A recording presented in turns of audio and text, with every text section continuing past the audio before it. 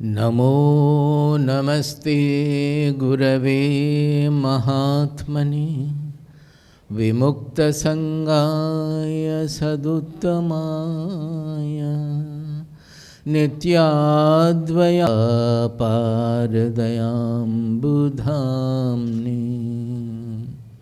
Namaste Namaste Vibho Vishwamurte Namaste, Namaste, Chidanandamurti. Namaste, Namaste, Tapoyogagamya. Namaste, Namaste, Shrutijnanagamya.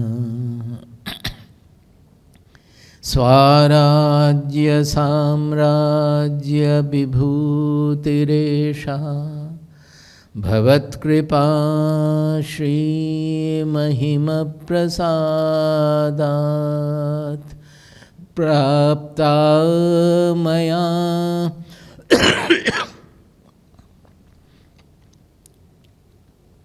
Prapta Maya Shri Gurave Mahatmane Namo Namaste Stu Punarnamostu Namo Namaste Stu Punarnamostu Namo Namaste Stu Punarnamostu Namastasmai Sadaikasmai Kasmai Chinmahase Namaha Yadetad Vishwarupena Rajate Guru Rajate Yadi Tad Vishwarupena Rajate Guru Rajate. Hari Om Tat Sat. So the title has been given, How to be Happy. Is it not?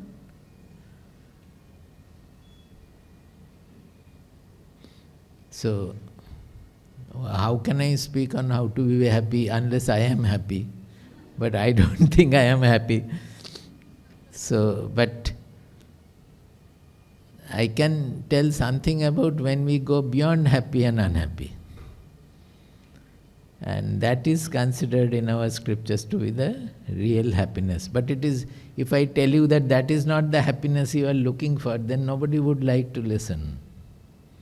You have to give you the attraction that the happiness which is never, which is always there, imperishable happiness, unlimited happiness, sukham atyantikam. Atyantikam means which doesn't have any end, which transcends all time. But the fact is that that sukha is different from the sukha we look for. Because if it is always some happy condition, will you remain happy? It will become stale.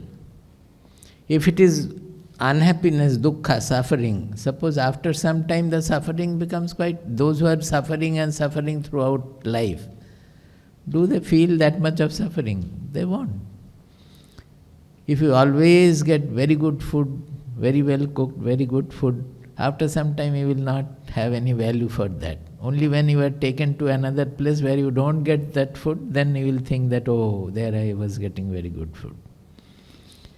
So generally, our life is always oscillating between good and bad, happiness and unhappiness.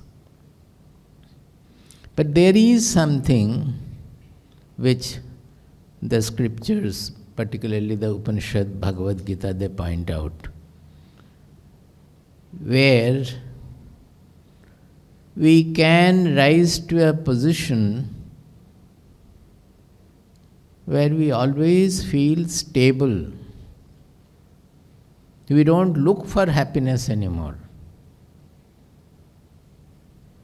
Why do we look for happiness?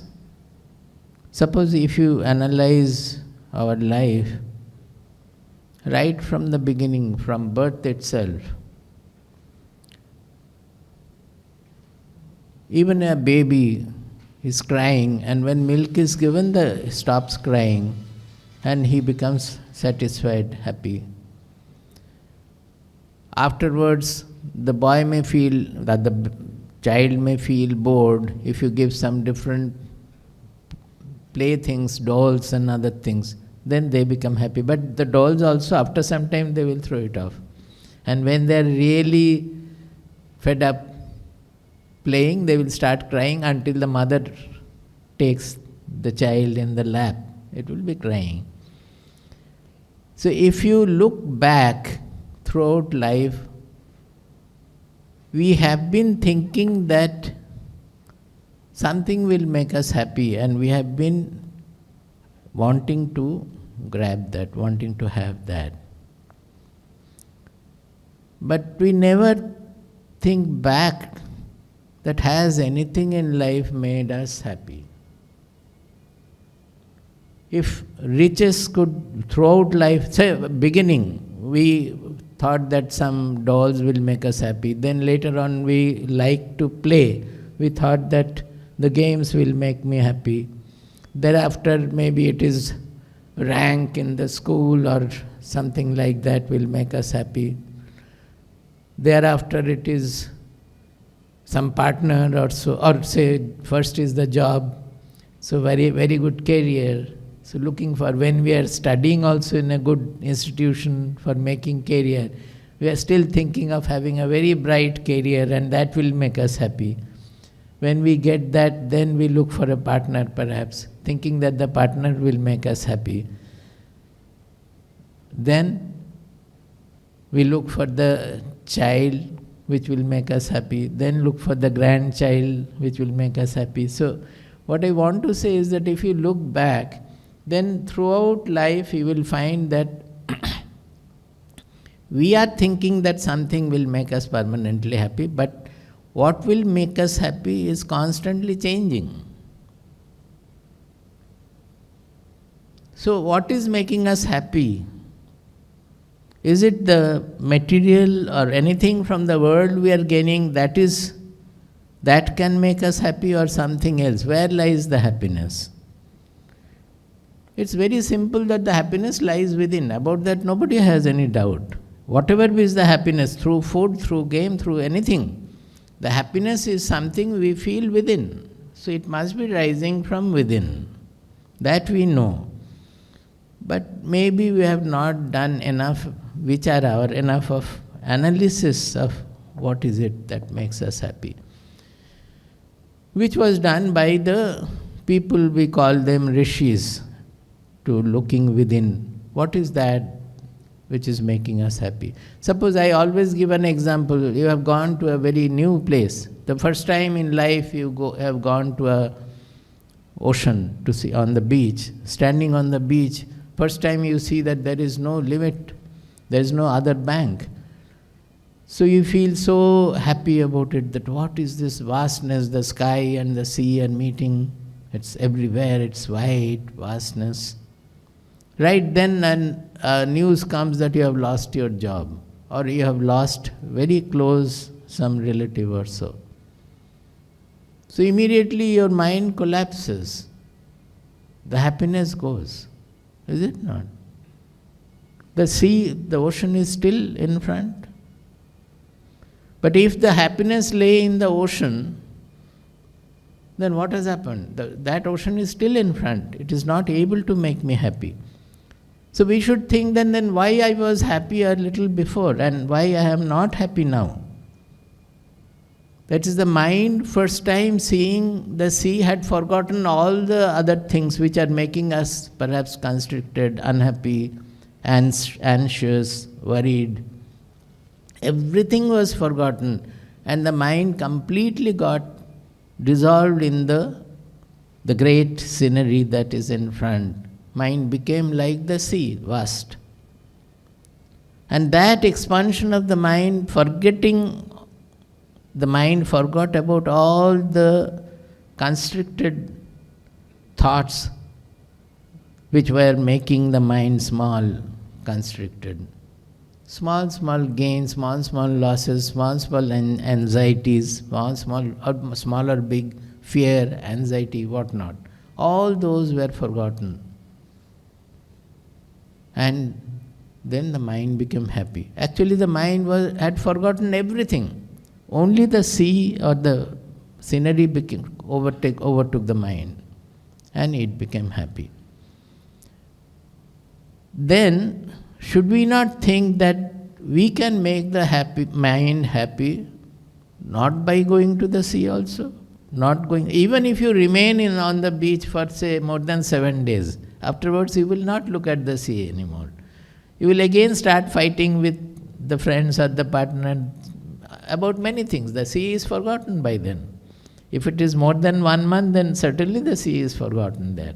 It is no more a new thing which will occupy your mind. So again the mind will be occupied by all the constricted thoughts, all the small gains and losses and everything. So should we not think then that if the mind is taken to a level where it can transcend all the small constricted thoughts and fears and anxieties, then the mind will perhaps remain happy. That kind of a thought can be there. Whether it will or not, that we can experiment and find out. Now, Bhagavad Gita's analysis is, it finds out that why are you looking for, everybody is looking for happiness. Because there is in Sanskrit we call it abhava bodha. Abhava bodha means a lack, insufficiency, inadequacy, insufficiency in the mind. That we don't feel fulfilled, we don't feel full. There is an abhava bodha, a lack in the mind. And parallelly there is a delusion also which tells us which guides us that if we get something from the world, it will fulfill me and I will become happy. The abhava bodha is making us not feeling happiness. And if that abhava bodha goes, then we feel happy. Suppose you are desiring something, so there is a lack. You don't have a building, you want a building. So you are looking for a building. That is the abhava bodha, or the lack is of a building. And you think that from the world, where from will you get the building? By doing something from the world. So if I get the building, then I will become happy. And when you get the building, you become happy also. So there is a feeling that gaining something from the world which I am desiring, gaining that, I will become happy. But if I really become happy, then again, why do I become unhappy? Suppose something we got, immediately after getting what is happening, the fear comes now if I lose it. Or whatever you expected, suppose it is a building, then after you have entered, fed everybody, there was a big function and everybody has gone away. Then starts the problems, various problems comes up and all. Maybe so far you were staying in a rented house, so anything happening you will call the landlord and say that this is not functioning, make it all right and all. Now you have to run after the plumber, you have to run after everything. So you start feeling quite irritated about the things. So that you wanted a building and getting the building you felt fulfilled, that has gone now. The building is there. So some other desire comes in, some other fear, some other anxiety occupies our mind. Is it not? So, the discovery of Bhagavad Gita, of our rishis, because Bhagavad Gita, as you know, it is every section, every chapter, it is saying at the end, Upanishad-su, Bhagavad Gita-su, which means that whatever knowledge is there in the Upanishads, Bhagavad Gita is a concise presentation of that knowledge only. Bhagavad Gita doesn't claim that it is a new discovery. I am presenting that, Bhagavad Gita says, which is already contained in the Upanishads, which was from time immemorial, it has been continuing in our country. Just for information, all of you may know that Vedas are the treasure of knowledge in our culture. And the Vedas have got two major sections. One is called Karma Kanda, another is called Jnana Kanda. That means one is the ritualistic section of the Vedas. Generally by Vedas, we often refer to the ritualistic section.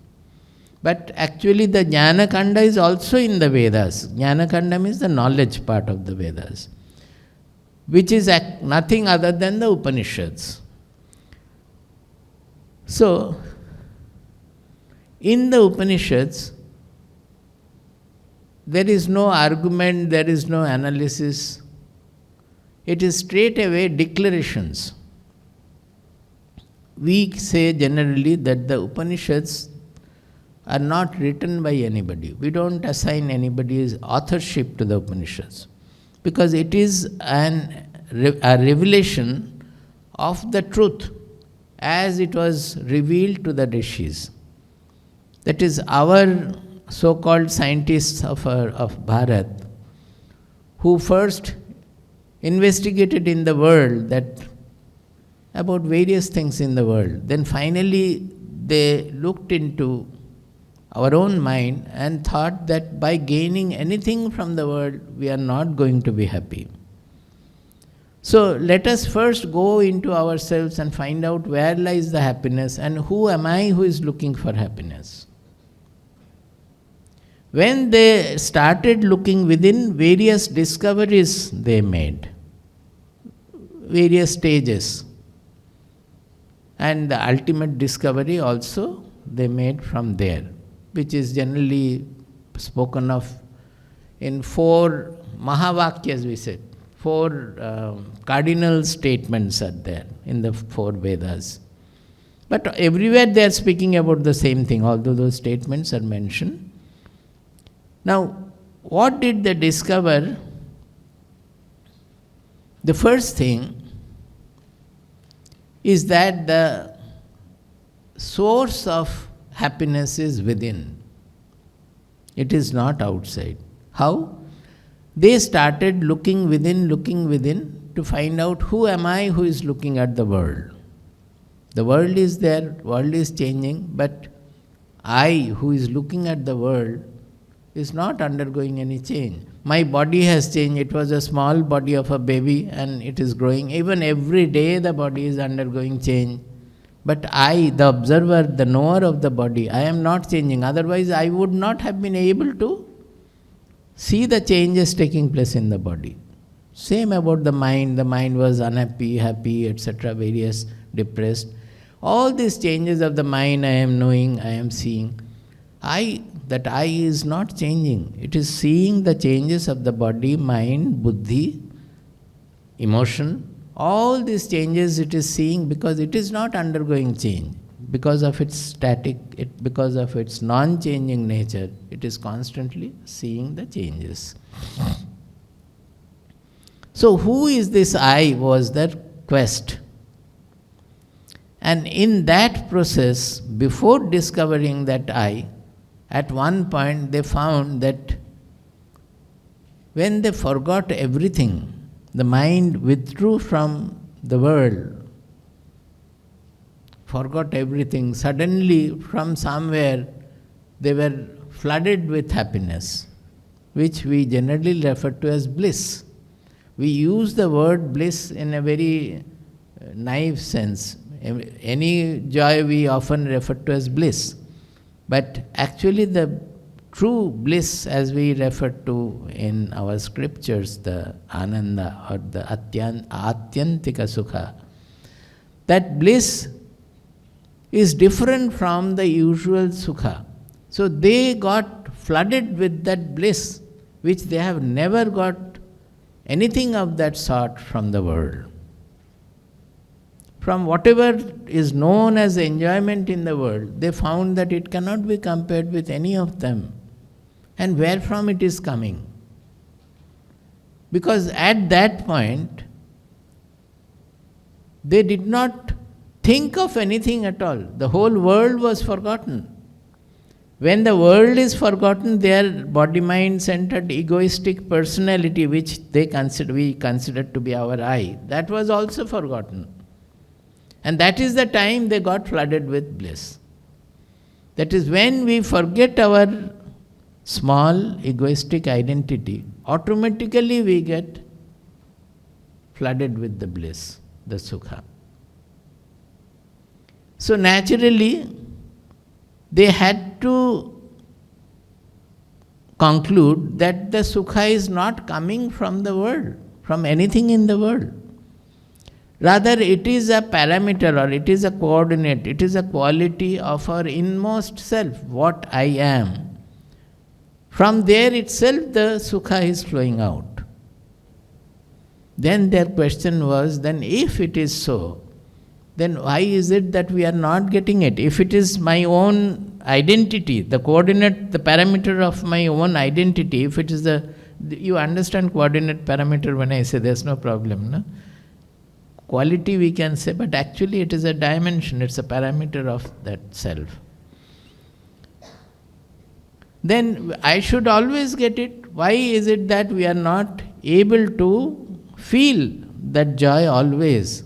Why is it in meditation only, or in that state where I forgot the world, the bliss overpowered me? But one thing immediately came from there, that we are always under the delusion that something from the world will make me happy. Then how is it that when I have forgotten the world, I became the happiest? Now those who meditate and get a touch of this bliss also, I have found that many of them, most of them, they do not think that if the joy is right from within, then should we run after the world, anything in the world, thinking that it will make me happy? Is it not foolishness? Normally, our analysis should tell us that if riches made anybody happy, then the very multimillionaires, multi-billionaires, they would have been the happiest people in the world. But it is not so. If fame makes one happy, then the most famous people would have been happy. It is not so. They think of the other famous people that he is more famous than me or so.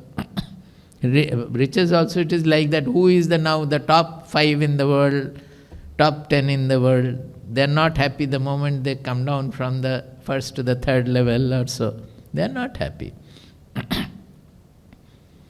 So, seeing that in the whole time frame also, from eternity, if we look around the world, that nothing from the world, nobody has become permanently happy by gaining anything from the world. Then why am I running after things thinking that it will make me happy? Because we are always wanting something, and when I get something, we become happy. Is it not? I want some, very thirsty. If you get water, we become happy. After you have taken the happy, that water, after some time, that it's forgotten. Something else is making you unhappy. So that creates the delusion that something from the world will make us happy. Now these people, they understood, they thought about the whole mechanism of our becoming happy, and they understood that what is happening is that when we are desiring something, suppose very strongly we are desiring something, when you get the desired material or anything, the happiness also is more, is it not so? It's not a small happiness of having a good food or so. When you are very strongly looking for something, then when that is fulfilled, the happiness instantly is also of a great dimension. Is it not? But when you got it, and soon after that, that happiness also goes. And the fear of losing that also is more there. So the unhappiness is more after that. So they found that we are desiring something. Now we are gaining it. Now when we gain the desired object, what has happened to the desire?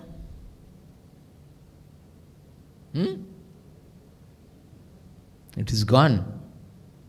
When the desire is fulfilled, the desire is no more there. So, the moment the desire is gone, the mind is in a stable state for some time.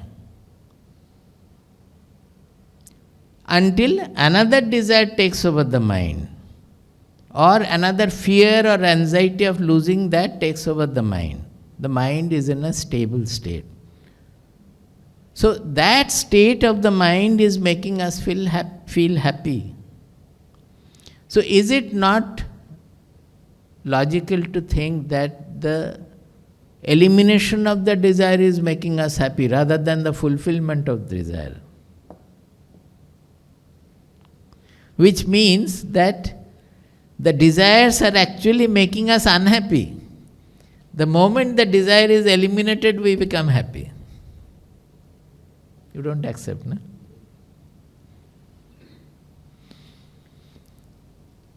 And the other things coming from desire is the losing what we desired, or non-fulfillment, partial fulfillment of the desire, all these things. So, truly speaking, that desires are making us unhappy. Not only that, if we can get rid of the desires, then we will automatically be happy. So rather than desiring something and getting rid of the desire, why don't you remove the desire right in the beginning? We say, then you will not do anything, you would like to commit suicide. No, there is no question of committing suicide. You will do, because we are born of nature with some capability, some power. We will work as we do. But it is not really right to think that we have to work motivated by desire. This is generally our feeling, that if you don't have a desire, why should you work? Generally we are working motivated by desire. Is it not? Anything, and what is that desire? You may say that desire for having a car, having a instrument, having a partner, having some position, etc. But it is only a first step or so. Finally, what is your desire? Becoming happy. If you get more money, you will become happy. If you get something, you will do that with that something for the others. If others are happy, you will become happy. You do anything that we are doing motivated by desire, it is ultimately the desire to become happy. That is the ultimate result of it. So if we don't have the desire right from the beginning, if we eliminate the desire, then that is what happened in their meditation. When they forgot the whole world, there was no desire and they became very happy. From that happiness point, you will work. So earlier you were working for fulfillment of desire, and when you are free of desire, you are working from the point of happiness. Earlier you were working for happiness, now you are working from happiness. So you become eternally happy that way. Although you will not feel that kind of happiness which was coming when the desire is fulfilled. That's a small happiness, will always make you emotional or agitated or so.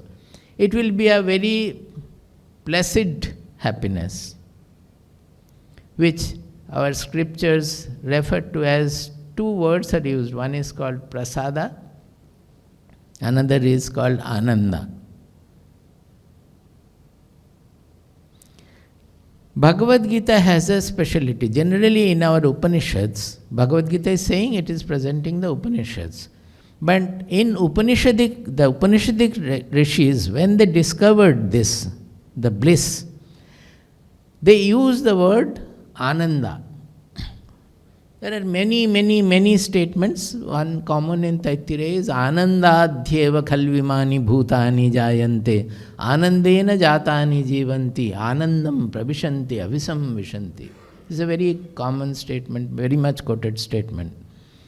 What happened? The Rishi in that point, as I am talking about his investigation within, the experimenting with our own subject, they discovered. The first discovery was that Anandat hi eva, Anandat dhyeva, Anandat hi eva, Sarvani bhutani jayante. Whatever we are seeing in the world, they are all born of Ananda. Anandena jatani jivanti. Whatever we see as existence, they are all getting born out of Ananda and remaining in Ananda. Anandam pravishanti avisam vishanti. When the end comes, the destruction, that is also in Ananda, and finally it gets dissolved in Ananda. That is why you will find the sadhus will say, Girna bhi anand hai, marna bhi anand hai. We don't accept, we think that dying is not an ananda. If somebody says that death is also equally ananda, nobody generally accepts that living is ananda, dying is, everybody is afraid of death because of that. Whereas every day we are dying. Are we not dying? If you don't die every day, you are not happy the next day. If you don't have a deep sleep, where you do not have any dream, where you forget the whole world, including your own egoistic identity, everything you have forgotten, if you don't have that sleep, even for a little while in the night, next day you will be upset. So literally we are dying every day, and again getting back and have fear about death. That death gave us the power to again live the next day, do everything. If you don't sleep well, that thought itself doesn't allow you to work properly. Oh, I did not have sleep. Even if you fight with your boss, I did not sleep even a moment in the night. Why are you asking me to do? Today I cannot do. So much is there, but at the same time we become afraid of the death. Whereas these rishis, they said, Mrittur atyanta vismratihi. That is, the death is nothing other than the forget. It is as in every day we are having the sushupti, which is most enjoyable to us. Without that we lose our power. Death is the ultimate of that. You will not get up any day. So is there anything to be fear about death? So the Kabis, the poets, the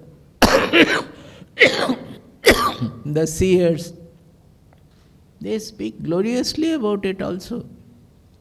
That there is no lack of ananda everywhere. So these rishis, they discovered that the whole creation is as if it is simmering ananda. Simmering is the right word, I don't know. It's as if vaporizing from the water, that vapors coming up. It's like that the whole universe is an appearance in that ananda. That is why they say that ananda dhyeva khalvimani bhutani khalu imani bhutani jayante. That all the existence, the whole existence is born of ananda. It is not that when we say like that, we will think that, oh, in the Big Bang time there was an ananda and from which it was born. It is not like that. The truth is beyond time, so it is beyond Big Bang and other things also. There is no origin of the universe. It is every moment the universe is appearing, the basis of that is ananda. So when they discovered that the Their whole being got overflowing with Ananda. It's a wrong expression. They had only the experience of the Ananda, that's all. Full of Ananda. They felt full. No abhava, no lack, nothing. When from that state, the world started appearing, they found that the whole world is dancing in that Ananda. That is why they said, it's a revelatory statement, it's a revelation that the whole world is born of Ananda, it is living in Ananda. And in the world always as there is birth, there is death also. There is creation, there is destruction also. In our body also, millions of cells are getting born and dying also. There cannot be any birth without death.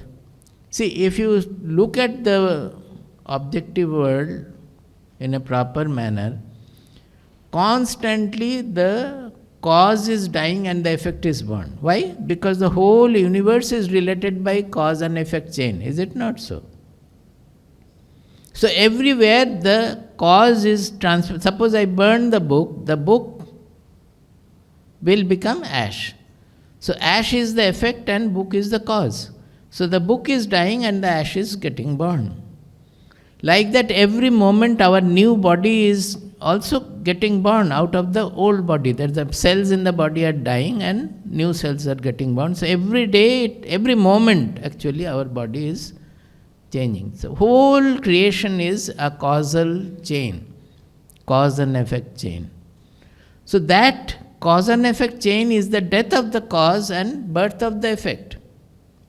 It cannot stop any moment. The whole time is only because of this causality. The time, concept of time also has come from there. So, that is why in our culture we picture Nataraja as the dance of Nataraja. Why? It is destruction of the universe. There is so much of Ananda in that destruction. Nataraja is dancing with that Ananda. So it's not a simple statement that the Anandadhyeva khalvimani bhutani jayante anandena jatani jivanti anandam pravishanti abhisamvishanti. It's all Ananda, Ananda, Ananda alone. So this Ananda is a wholesome Sukha. It is different from Sukha because our Sukha we always look for small something. Gain is Sukha, losing is Dukkha. Here what it's become? Gaining, losing, birth, death, creation, destruction, everything is Ananda. So that is called Ananda. Now I don't know whether Krishna thought or our Vedavyasa thought that unless we call it Sukha, people are not liking the Ananda term. So in Bhagavad Gita, this Ananda word is never used. As far as I can say, I have not read so well, but I think it is not there.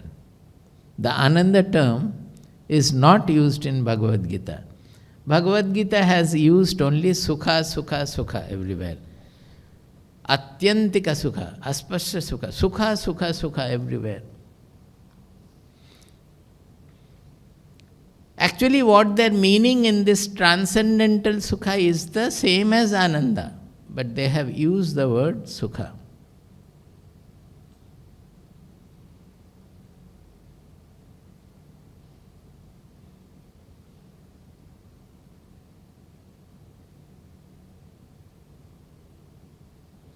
So, what is the discovery then? That the fulfillment of the desire is not really the Sukha. The Sukha is coming from the fulfillment of the desire because at that point the desire is eliminated. So, if we can keep away from any desire, then our life will become very natural and our mind will always remain placid and happy. Is it not, what state of the mind makes us most efficient? Can you tell me? What state of the mind will make us most efficient? Is it not a very non-agitated, fulfilled state of the mind? Our efficiency will be tremendous. When the mind is agitated, suppose the mind is haunted by some desire. Desire is causing an agitation to the mind, is it not? So in that state, will you be able to work best to fulfill your desire? You will not. Your work efficiency will not be. The more you are, it is very simple. The students, why they become nervous about the exam and they are not able to study even. Many students are there, they are worried about not having the first rank or not anxious about failing also, whatever be the condition. That is, they are agitated and worried about the exam. Because of that, they are not able to study even. So how can they produce the best result? So when the mind is free of desire, whatever to be done, we will be able to do it in the best of our. We have limitation of the buddhi, we have limitation of physical strength. Everything is different for different personalities. But whatever the capability of a certain personality, that will be when its maximum efficiency, when the mind is peaceful, when the mind is settled. That means the mind is not disturbed by any desire, any anxiety, any worry or fear.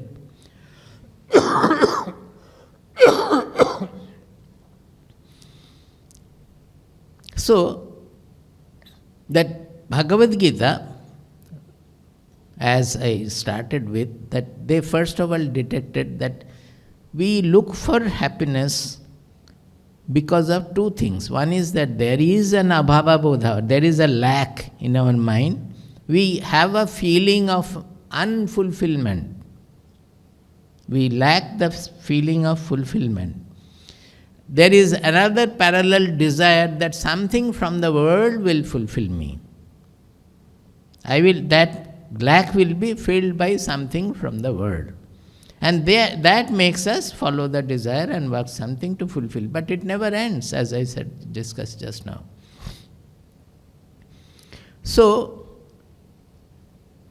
Bhagavad Gita has to treat this delusion. That is the fundamental project of Bhagavad Gita, is to treat this delusion and pointing to us that for doing anything, we need not be motivated by desire at all. The motivation need not come from desire. We have a certain natural characteristics, some characteristics. According to that, and according to the world situation, we will work, even if we do not have desire. And what will make us work most efficiently? Bhagavad Gita repeatedly says, Sarva Bhuta Hite Rataha. Sarva Bhuta Hite Rataha means who is engaged in the welfare of all the, not only human being, of everybody, animals, nature, everything.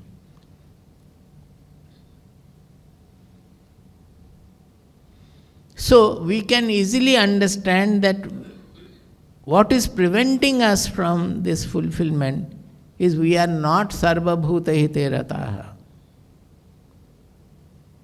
We are always constricted, we are always working for what I want, our selfish gain. We want not to lose anything, we want only to gain from the world, and this gain orientation, thinking that this will make me happy. This gain orientation is there, but we have to understand that why this orientation is making me work. Because I think that this fulfillment of that desire or gain orientation will make me happy. So we are looking for happiness. So if we get the happiness, then we will not do like that. Do you agree? If we understand that the happiness doesn't lie in gaining anything from the world, then will we try to gain anything from the world to become happy? You understand, you will still do many things. You gain from the world, you go do marketing, you get fulfilled, you get all the vegetables or anything, you eat, you cook, you go to the wherever you want, everything you do, but never get deluded by thinking that this will make me happy. Suppose you are in love with a person, you want to marry thinking that I will be happy by marrying. What the scriptures is saying, that never get deluded that I will be happy by marrying that partner or that person. But you marry. If you want to marry, if you have a need, if the other person wants, you marry. But never be deluded, but after marriage I will be happy. Because generally it is the other way. You accept that. Maybe I will, and in that case what will happen? If you are free of that delusion, then you will select the proper person also. Is it not? Our selection will be free of, I said that the stable condition of the mind makes us most efficient. In our vichara, in our analysis, your selection, everything will be perfect. So if you are not agitated by that, I will become happy by getting this partner, I will become happy, that is actually clouding your mind, agitating your mind, making your mind small, obstructed. So if you are free of that, then you will be able to make a very good choice. Maybe that will be better, harmonious and all. I need not become happy by that. There will be many unhappiness also. Never life will be fully happy. Some happiness, unhappiness, so-called, all these things will be there. But you will, for marriage, you will make a proper choice. It is not only about marriage. I am telling because most of you are married and you will be able to relate to it. But it is true of everywhere. Suppose you are doing a business. The concern about that I will make lot of money by doing this and I will become a millionaire or a billionaire or so, that is agitating your mind, constricting your mind, pressurizing your mind, causing stress to your mind. If you can make your mind free of that stress, then you will know by doing this, maybe I am going to lose everything. The business should be done, but with a certain... Why not ask somebody who is already in this business, and you will go and get all the advice from everybody. So you will do the work in a very mature manner. If your mind is not stressed by that, I will have this, and by that I will become happy. This is one of the greatest point of Bhagavad Gita. People don't understand phalatyaga, phalatyaga. If there is no result, will you do work? People say that. Do the work. That your right is in doing the work and not in the result of the work. You are making the mala. What is the work you are doing? You collected flower, you are sewing, you are making the mala. So what is the result? The mala is gone. No, I only do the work, I don't want the mala. Is it that Bhagavad Gita is saying? Anything you do, objective, in the objective field, in the outer field, everything is linked by causality. When you are doing something, there will be a result which you cannot do anything. Our Swamiji always gives the example of girl is pregnant for 9 months and then after she gives birth to a child. So that is the result of her pregnancy. Does Bhagavad Gita says that no, I don't want the child? That is not what Bhagavad Gita says.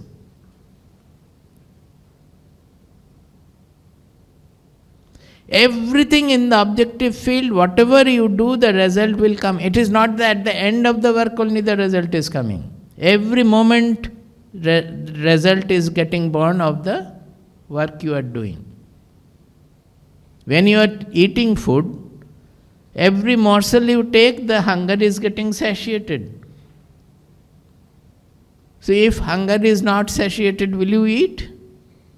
Or after eating, will you say that, no, I don't want hunger to be satiated? It is not that at all. Any objective work will proceed according to the cause and effect chain, and it will have its effect.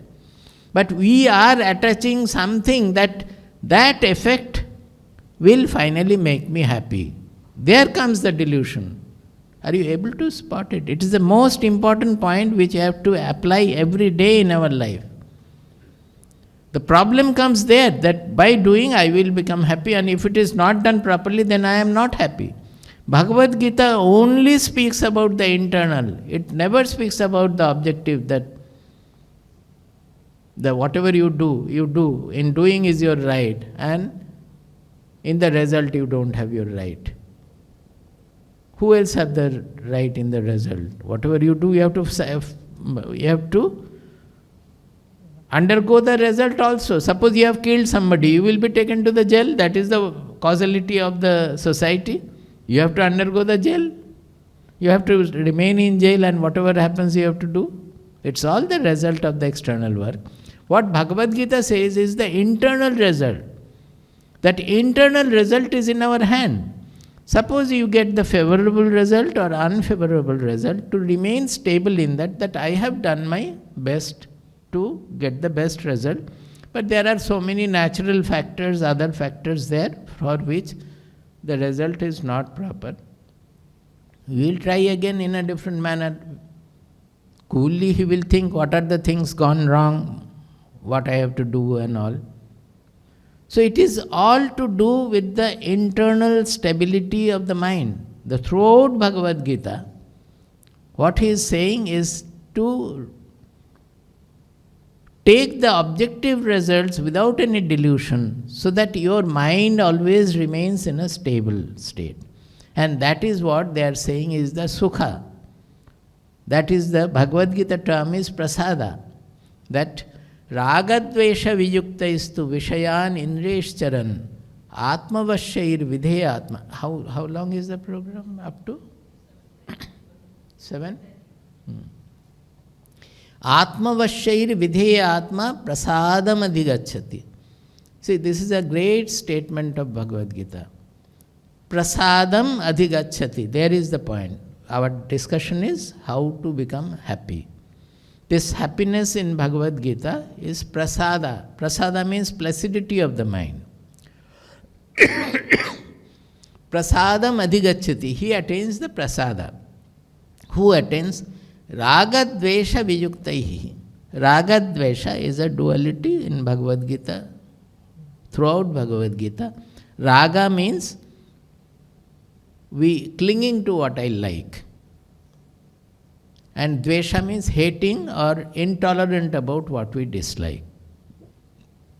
Now, we generally use the word likes and dislikes. I want to clarify a little more that likes and dislikes will be there. It will not go. Suppose a saint also, will he not like if people are really inquiring about the truth, or the disciples are all very good, pure souls? Will not the saint like such a situation? Suppose the people in the ashram, will not Swamiji like when the disciples are not fighting amongst themselves, when the disciples are all having a very peaceful, noble, pure mind? Will he not?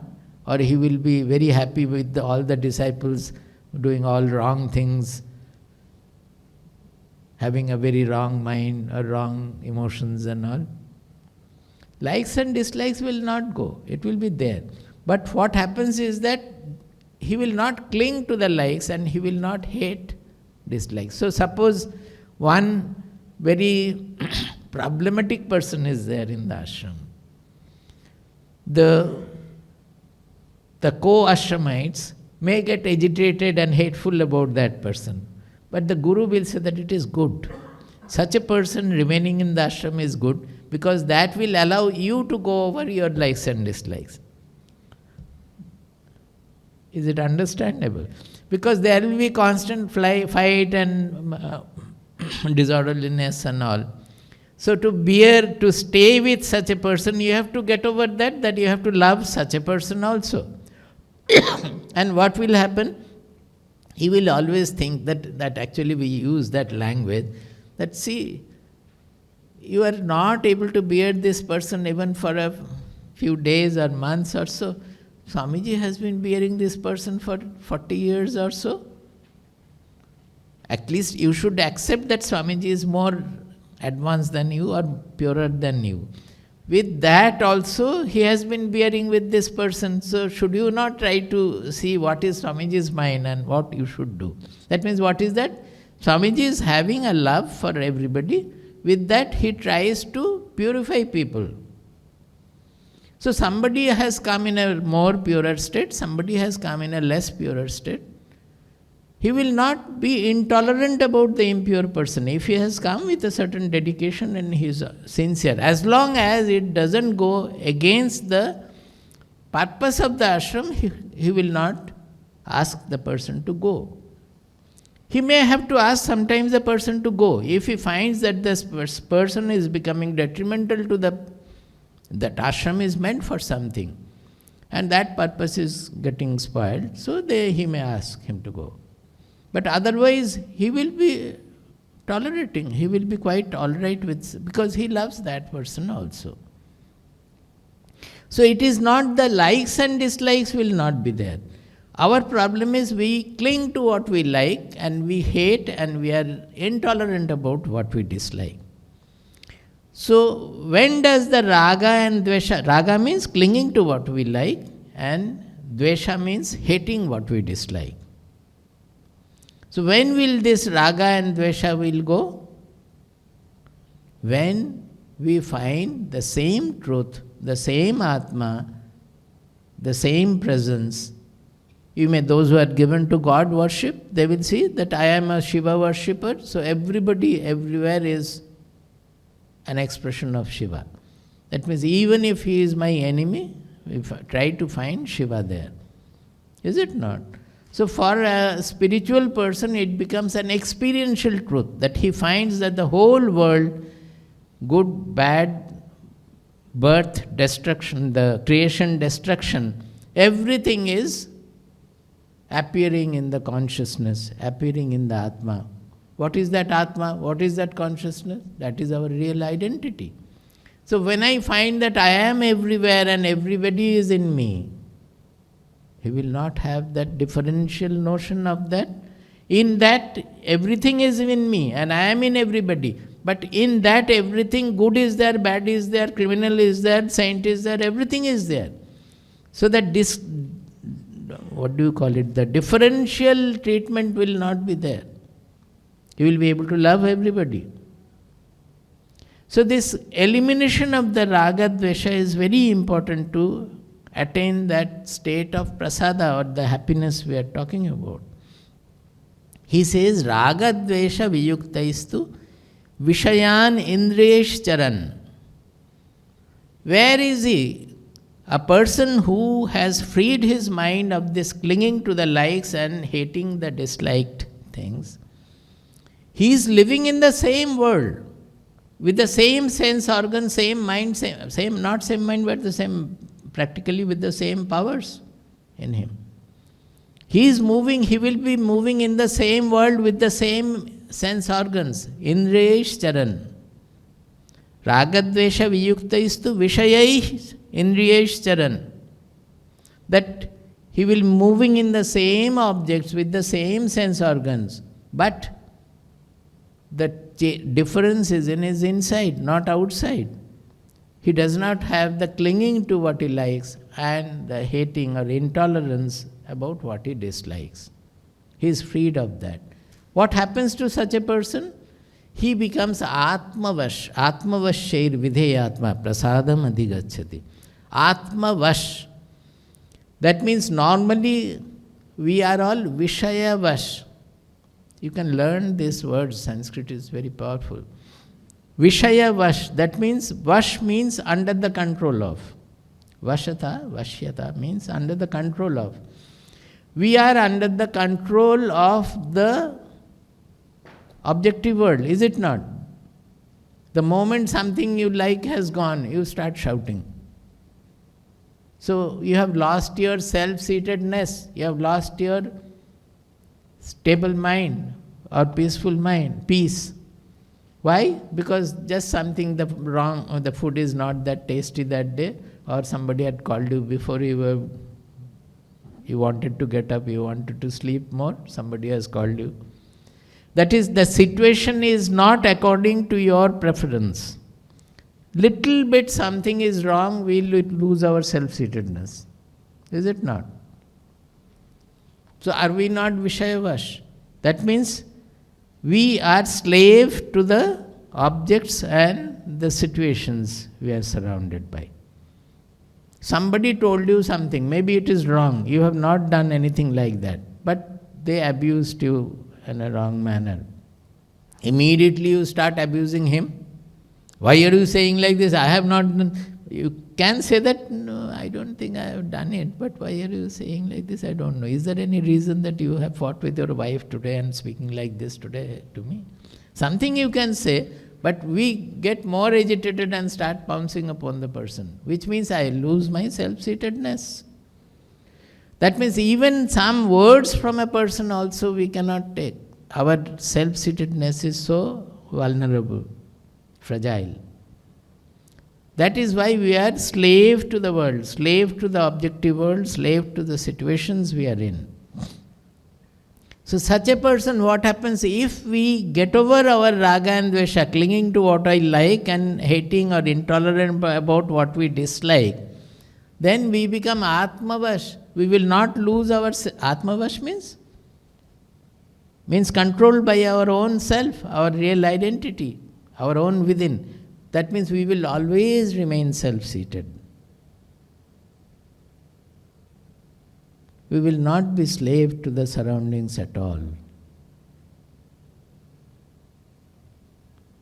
Atmavashyar, vidheya atma. He doesn't have to follow any outer law that, oh, you should not do this, you should not do this, because he is guided by the universal law with which he is in harmony always, because he is not going astray because of the raga dvesha. They are not pulling him out, pulling him from his self-seatedness. So he always remain self-seated. And he is guided by the laws from within, that what is to be done, what is not to be done. We are so confused about decision making. His decisions are clearly from his own pure self. It comes, he does that. Prasadam adhigacchati. He attains the ultimate placidity, prasada, or the sukha.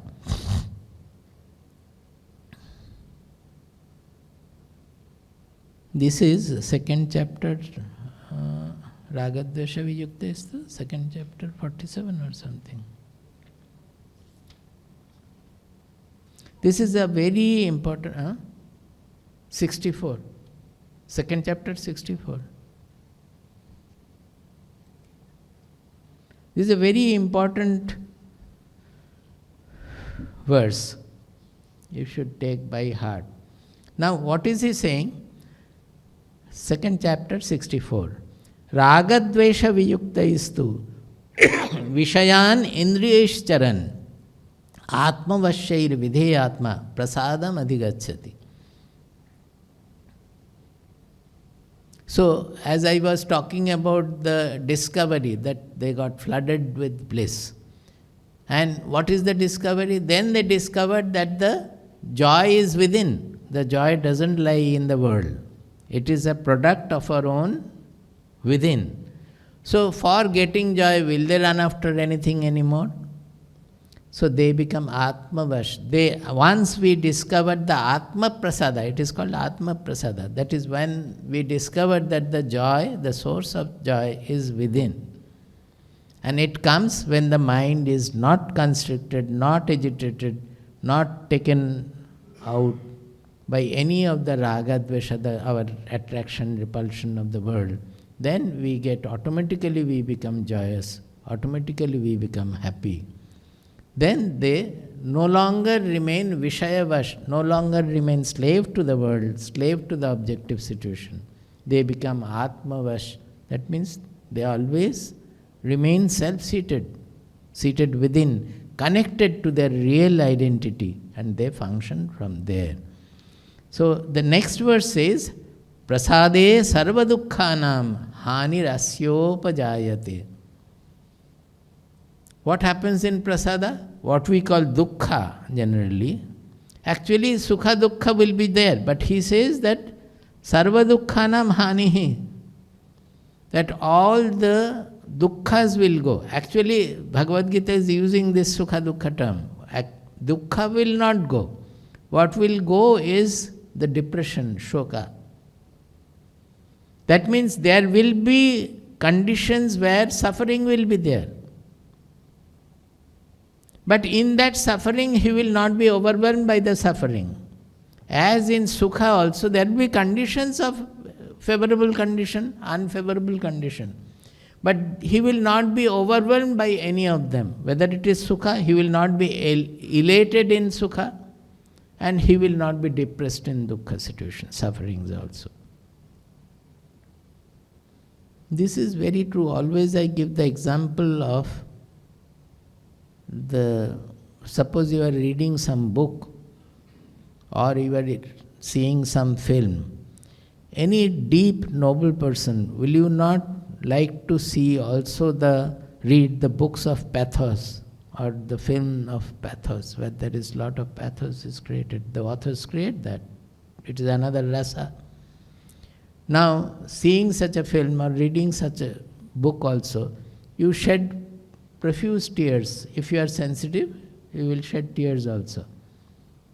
Is it not? Do you not like the suffering there? Otherwise, you are shedding tears, you cannot say that no, I am not in dukkha. But that dukkha you are liking. Why? Because that is, you are not identifying with that. The Sangha part is not there. Bhagavad Gita's Sangha is the greatest. That is this Raga, Dvesha and all. How you are enjoying? Because it is not happening in your family. The same thing which you are enjoying in the book or the film, if it happens in your family, then you, oh, why to me? Why it has happened in my family? See, this identification is causing the problem. This is what is called in Bhagavad Gita as Sangha. So if the whole Bhagavad Gita is to, if you call enjoy the world, enjoy or suffer, without Sangha, then the whole Jagat will become Nandanavanam. Nandanavanam, you know? The forest of joy. It becomes nectarine. Everything becomes nectarine. Whether it is suffering or joy, it will be nectarine. So suffering you will not run away. Joy you will not run after. You will be ready to bear suffering. And when joy comes also you will be ready. So our scriptures are referring to it as the supreme joy. When we are able to have that anandadhyeva khalvimani bhutani jayante. Everywhere it is ananda. That ananda, it transcends the differential character of sukha and dukkha. In sukha also ananda is there, dukkha also ananda is there. The whole scripture, there is no end to it. Everywhere they are trying to take us to this transcendental level. There lies the real ananda. In many places they have discussed it in the 6th chapter particularly. Instead of ananda there is, he will use the atyantikam sukham. That is 6th chapter 40.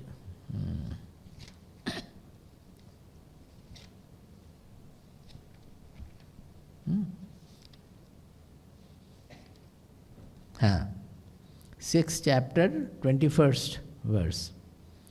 Sukham atyantikam yattad buddhigrahyam atindriyam vetti yatna chaivayam sitaschalati tattvataha.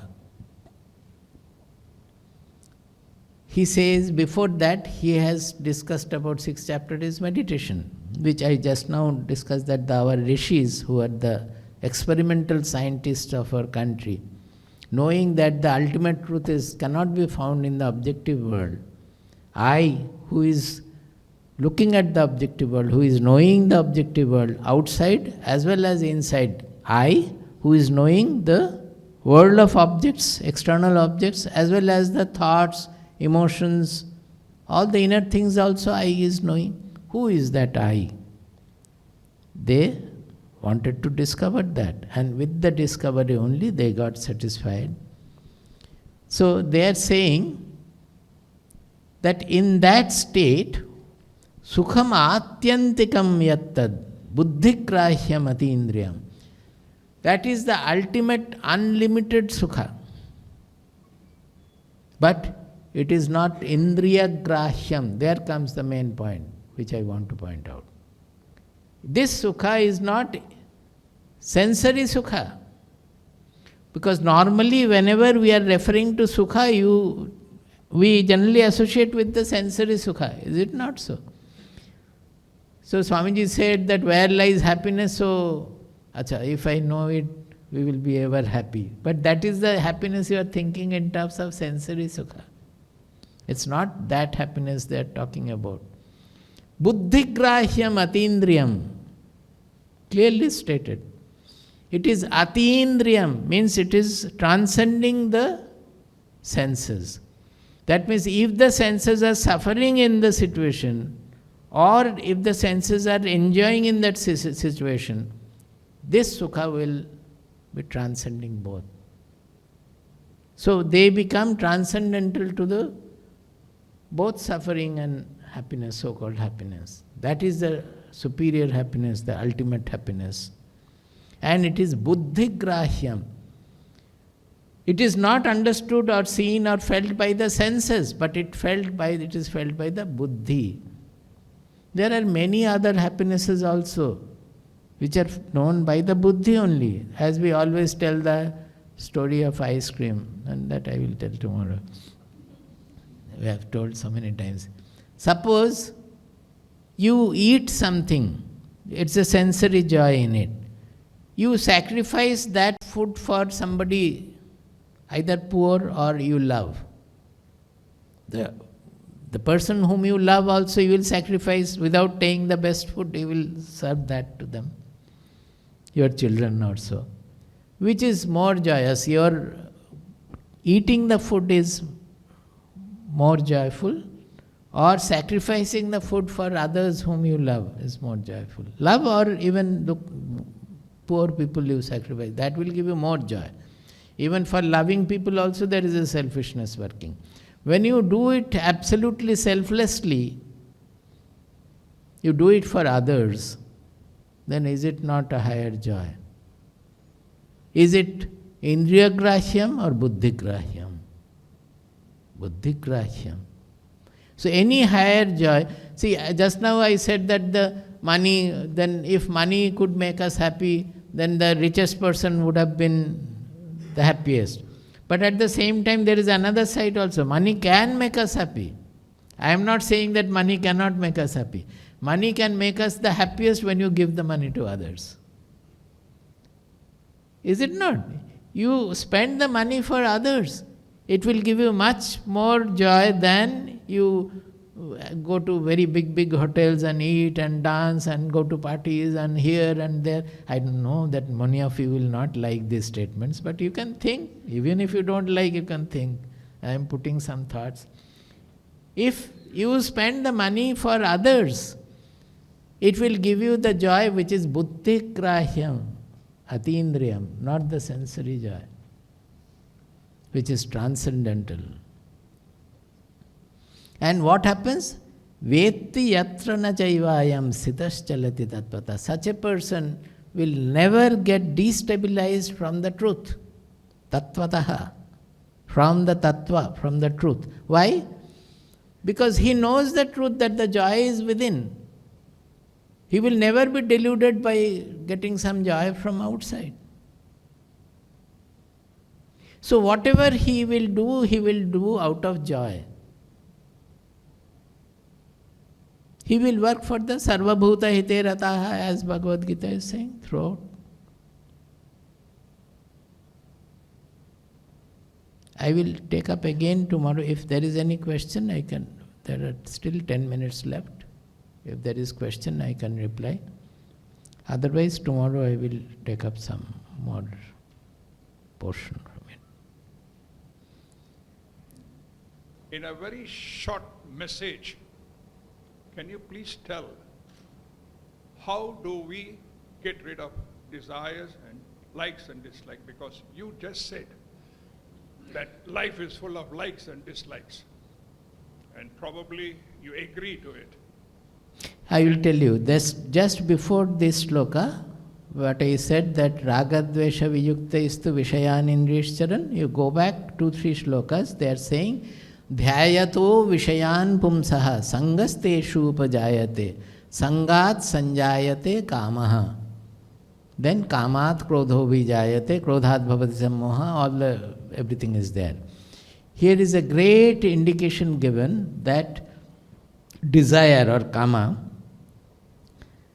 you can easily conquer or eliminate. How? Dhyayato vishayan pumsaha sangaha teshu upajayate. By constantly thinking about the Vishaya Bhoga, that is about objective enjoyment or this or that, constantly thinking about it, the desire for that grows. I have not ended, I will continue this. That means Sangat Sanjayate Kamaha. Because of this constantly clinging to some thought, the desire for that comes. An example I can give you, that as long as we did not have any mobile, could there be any desire for the mobile in anybody? They have not seen mobile at all. Now when the mobiles came, seeing my friends operating, say, Kuttigala, the small children also in the school, seeing his friend operating a mobile, he will start thinking, Arey, what is this? Sometimes he will give it for use also. So his thought about that will grow. Then he will start proposing to his parents that I also should get it, I also should get it. This is one step. But suppose he has a mobile and the friend is using a much advanced mobile with much better camera, better things and all. Until he had seen it and he started thinking that, oh, it is great, I can also have like this. Maybe it is a little costlier, but let me try. I will tell my father to get one for me. The desire for that comes by constantly thinking about the object. If you see, suppose a young person sees a lady, beautiful lady or so. If it is just one scene, it is different. But suppose it is his classmate or so, regularly, every day he is seeing and thinking that, what if I can get her as my partner? The desire comes constantly thinking about that. So this is what the great clue is given. Dhyayato vishayan pumsa sangasteshu upajayate sangat sanjayate kamaha. That sanga, that clinging grows by our own spending mind hours on that object. So what do I have to do? Instead of spending mind hours on the Vishaya Bhoga, that Indriya, the sensory enjoyment and all, we are spending mind hour, what are we doing here? About something which transcends that. Is it not? About the soul, Atma or spirituality or whatever we are thinking. Of a state of the mind which is not slave to the objective world or objective situation. So if we think more and more about the Atma, more and more about this truth, forget about Atma. If you don't like Atma, it is okay. Our consciousness, let us say, which is making us function. The more and more we think about the truth, then we will cling to this and the other clinging all will fall off. It is our spending mind hours on the objective bounties which is making us slave to the objects. It is our spending more mind hours on the truth which will win us over the objective clinging, will make us free of that clinging. Does it mean to you? You can apply and see, it works well. Any knowledge, spiritual knowledge, when we apply it in life, then we understand its power, and more we apply, after some time it becomes our own habit. We don't have to struggle. Initially we may have to struggle. So initially, suppose reading Bhagavad Gita nobody likes. Even coming to the lecture also you don't carry the book. However much we may say, you will not carry, what can be done? So initially there is a reluctance, but as you spend time on it, we can win over that, all that problems can go.